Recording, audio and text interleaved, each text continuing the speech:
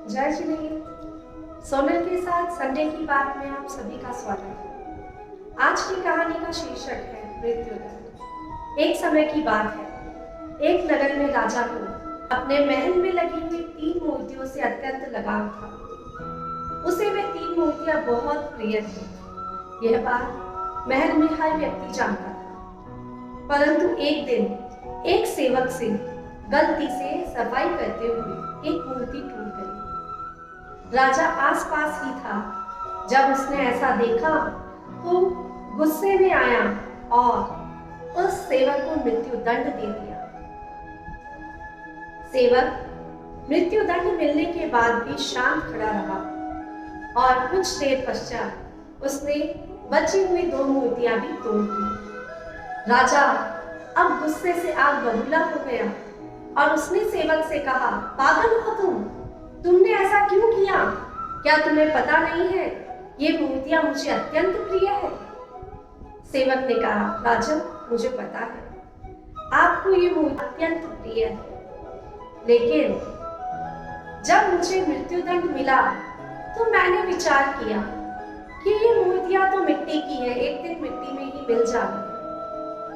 लेकिन आज मुझे मृत्युदंड मिला है, कल किन्हीं 2 व्यक्तियों को और मृत्युदंड मिलने वाला है, तो क्यों ना आज ही इन दोनों मूर्तियों को तोड़ दिया जाए, जिससे कि कोई 2 व्यक्ति इस मृत्युदंड से बच सके। राजा सेवक की बात सुनकर आश्चर्यचकित रह गया।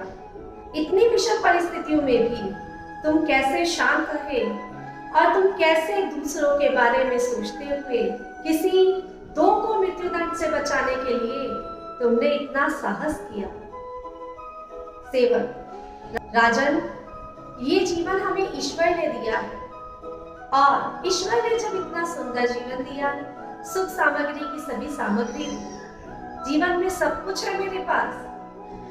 अगर जीवन में कभी कटु अनुदान भी दिया तो फिर इस नियति पे मुझे शक क्यों करना? जो प्रभु ने दिया है अच्छा ही दिया है। बस इसी बात को सोचते हुए और किसी प्राणी की मदद करने के लिए मैंने ये कृत्य किया। राजा को अपनी गलती का एहसास हुआ। राजा ने उस सेवक से क्षमा याचना की और अपनी गलती पे पश्चाताप करते हुए कहा कि इतनी विषम परिस्थितियों में भी तुमने धैर्य रखा और मैंने अपने निजी लाभ हानि के लिए तुम्हें मृत्युदंड दे दिया।